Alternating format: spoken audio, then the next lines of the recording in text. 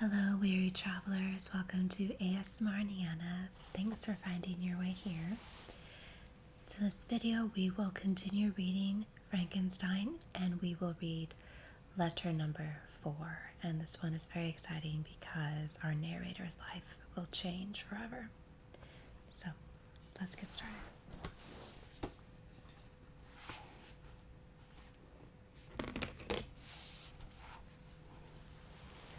Letter 4 to Mrs. Saville, England, August 5th, 1700. So strange an accident has happened to us that I cannot forbear recording it, although it is very probable that you will see me before these papers can come into your possession. Last Monday, July 31st, we were nearly surrounded by ice, which closed in the ship on all sides, scarcely leaving her the sea room in which she floated. Our situation was somewhat dangerous, especially as we were compassed round by a very thick fog. We accordingly lay to, hoping that some change would take place in the atmosphere and weather. About 2 o'clock the mist cleared away, and we beheld, stretched out in every direction, vast and irregular plains of ice, which seemed to have no end. Some of my comrades groaned, and my own mind began to grow watchful with anxious thoughts, when a strange sight suddenly attracted our attention and diverted our solicitude from our own situations. We perceived a low carriage, fixed on a sledge and drawn by dogs, pass towards the north at the distance of half a mile. A being which had the shape of a man, but apparently of gigantic stature, sat in the sledge and guided the dogs. We watched the rapid progress of the traveler with our telescopes until he was lost among the distant inequalities of the ice. This appearance excited our unqualified wonder. We were, as we believed, many hundreds of miles from any land. But this apparition seemed to denote that it was not in reality so distant as we had supposed. Shut in, however, by ice, it was impossible to follow his track, which we had observed with the greatest attention. About 2 hours after this occurrence, we heard the ground sea, and before night the ice broke and freed our ship. We, however, lay to until the morning, fearing to encounter in the dark those large loose masses which float about after the breaking up of the ice. I profited of this time to rest for a few hours. In the morning, however, as soon as it was light, I went upon deck and found all the sailors busy on one side of the vessel, apparently talking to someone in the sea. It was, in fact, a sledge, like we had seen before, which had drifted towards us in the night on a large fragment of ice. Only one dog remained alive, but there was a human being within it, whom the sailors were persuading to enter the vessel. He was not, as the other travelers seemed to be, a savage inhabitant of some undiscovered land, but an European. When I appeared on deck, the master said, "He is our captain, and he will not allow you to perish on the open sea." On perceiving me, the stranger addressed me in English, although with a foreign accent. "Before I come on board your vessel," said he, "will you have the kindness to inform me whither you are bound?" You may conceive my astonishment on hearing such a question addressed to me from a man on the brink of destruction, and to whom I should have supposed that my vessel would have been a resource which he would not have exchanged for the most precious wealth on earth can afford. I replied, however, that we were on a voyage of discovery towards the northern pole. Upon hearing this, he appeared satisfied, and he consented to come on board. Good God, Margaret, if you had seen the man who thus capitulated for his safety, your surprise would have been boundless. His limbs were nearly frozen, and his body dreadfully emaciated by fatigue and suffering. I never saw a man in so wretched a condition. We attempted to carry him into the cabin, but as soon as he had quitted the fresh air, he fainted. We accordingly brought him back to the deck, and restored him to animation by rubbing him with brandy and forcing him to swallow a small quantity. As soon as he showed signs of life, we wrapped him up in blankets and placed him near the chimney of the kitchen stove. By slow degrees he recovered and ate a little soup, which restored him wonderfully. 2 days passed in this manner before he was able to speak, and I often feared that his sufferings had deprived him of understanding. When we had in some measure recovered, I removed him to my own cabin and attended on him as much as my duty would permit. I never saw a more interesting creature. His eyes have generally an expression of wildness and even madness, but there are moments when, if anyone performs an act of kindness towards him or does him any of the most trifling service, his whole countenance is lighted up, as it were, with the beam of benevolence and sweetness that I never saw equaled. But he is generally melancholy and despairing, and sometimes he gnashes his teeth, as if impatient of the weight of woes that oppress him. When my guest was a little recovered, I had the great trouble to keep off the men who wished to ask him 1,000 questions, but I would not allow him to be tormented by their idle curiosity in a state of body and mind whose restoration evidently depended upon an entire repose. Once, however, the lieutenant asked why he had come so far the ice in so strange a vehicle. His countenance instantly assumed an aspect of the deepest gloom, and he replied, "To seek one who fled from me." "And did the man whom you pursued travel in the same fashion?" "Yes." "Then I fancy we have seen him, for the day before we picked you up, we saw some dogs drawing a sledge with a man in it across the ice." This aroused the stranger's attention, and he asked a multitude of questions concerning the route which the demon, as he called him, had pursued. Soon after, when he was alone with me, he said, "I have, doubtless, excited your curiosity, as well as that of these good people, but you are too considerate to make inquiries." "Certainly. It would indeed be very impertinent and inhuman in me to trouble you with such inquisitiveness of mind." "And yet you rescued me from a strange and perilous situation. You have benevolently restored me to life." Soon after this, he inquired if I had thought that the breaking up of the ice had destroyed the other sledge. I replied that I could not answer with any degree of certainty, for the ice had not broken until near midnight, and the traveler might have arrived at a place of safety before that time, but of this I could not judge. From this time a new spirit of life animated the decaying frame of the stranger. He manifested the greatest eagerness to be upon deck, to watch for the sledge which had before appeared, but I have persuaded him to remain in the cabin, for he is far too weak to sustain the rawness of the atmosphere. I have promised that someone should watch for him and give him instant notice if any new object should appear in sight. Such is my journal of what relates to this strange occurrence up till the present day.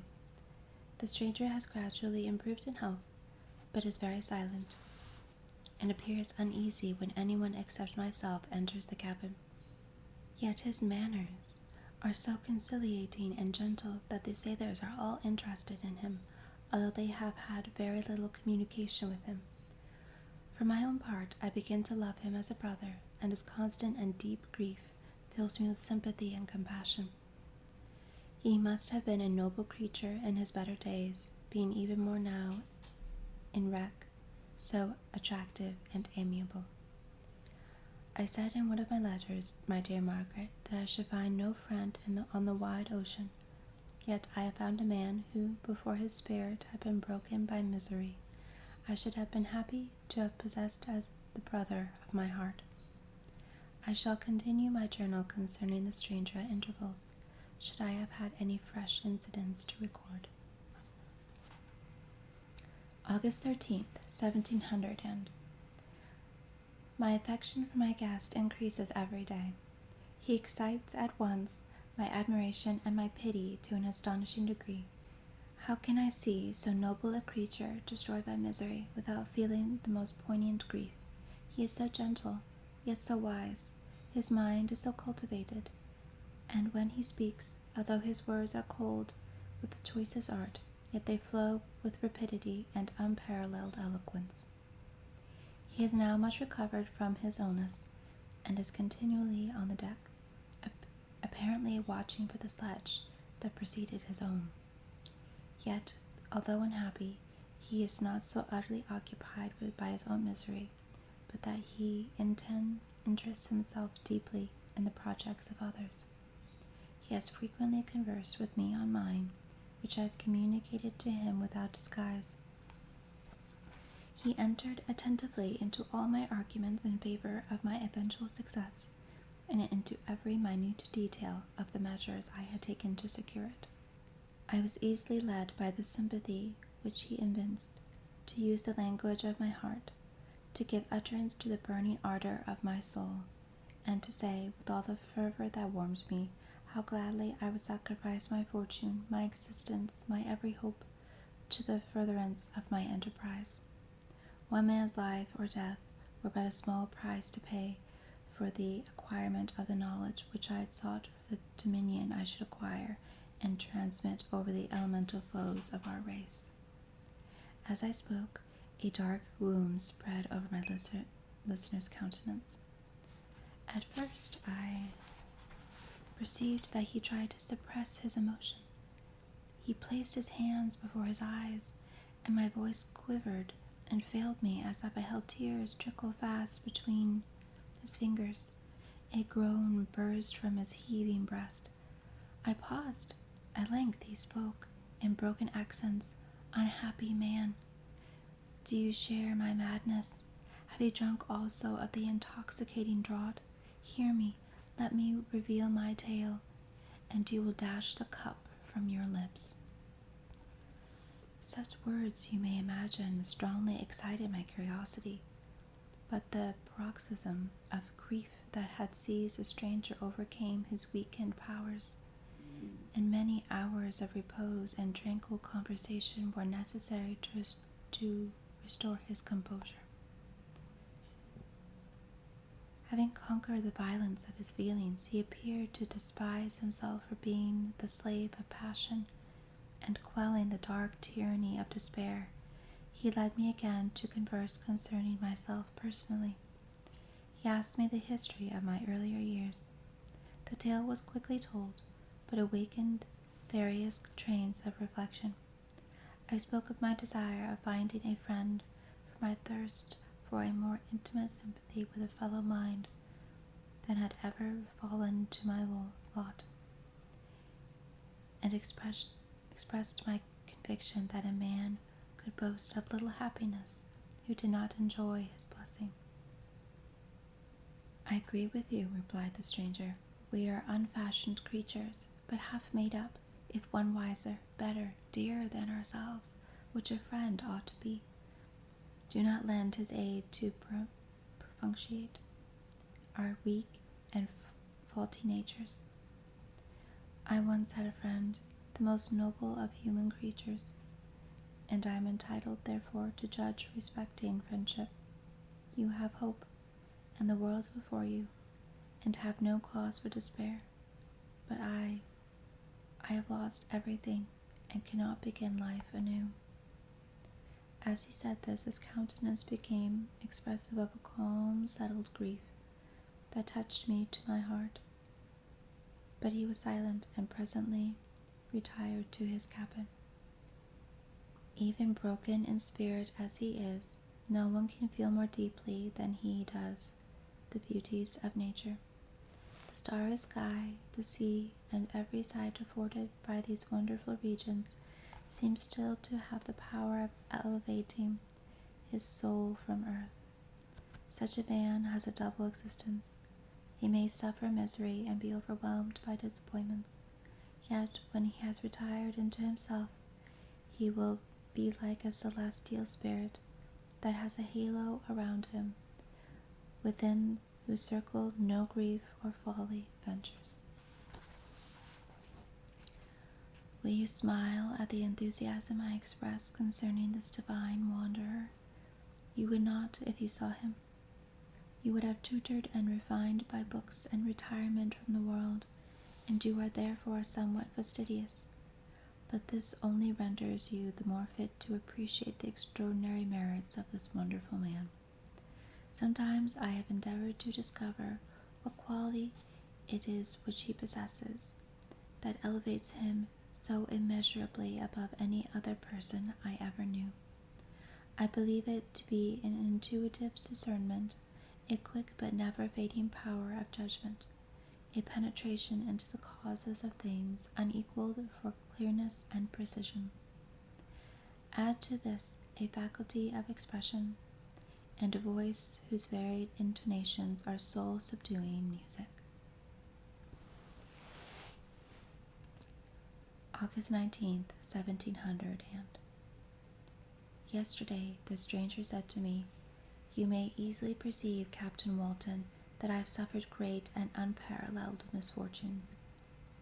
I had determined at one time that the memory of these evils should die with me, but you have won me to alter my determination. You seek for knowledge and wisdom, as I once did, and I ardently hope that the gratification of your wishes may not be a serpent to sting you, as mine has been. I do not know the relation of my disasters will be useful to you, yet when I reflect that you are pursuing the same course, exposing yourself to the same dangers which have rendered me what I am, I imagine that you may deduce an apt moral from my tale, one that may direct you if you succeed in your understanding, and console you in case of failure. Prepare to hear of occurrences which are usually deemed marvelous. Were we among the tamer scenes of nature, I might fear to encounter your unbelief, perhaps your ridicule. But many things will appear possible in these wild and mysterious regions, which would provoke the laughter of those unacquainted with the ever-varied powers of nature.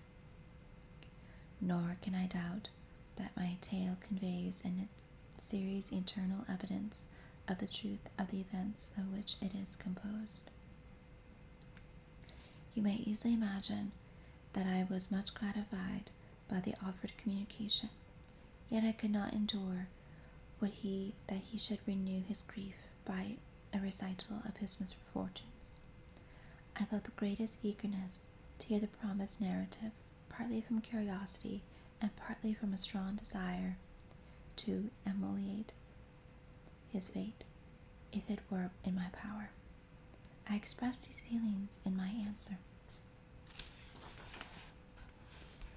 "I thank you," he replied, "for your sympathy, but it is useless. My fate is nearly fulfilled. I wait but for one event, and then I shall repose in peace. I understand your feeling," continued he, perceiving that I wished to interrupt him, "but you are mistaken, my friend.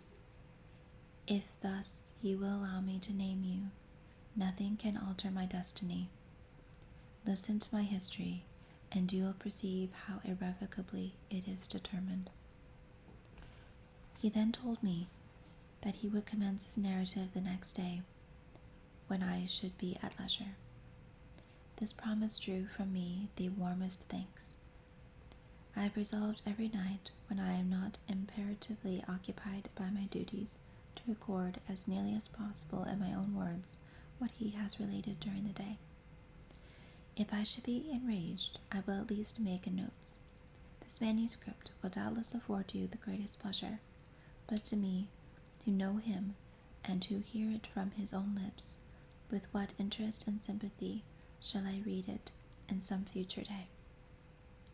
Even now, as I commence my task, this full-toned voice swells in my ears. His lustrous eyes dwell on me with all their melancholy sweetness.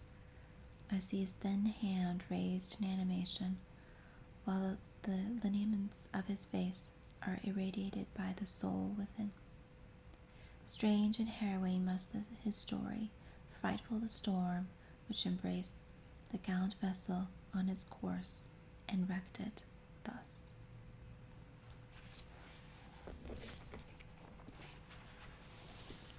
So that concludes the letters of Captain Walton for now.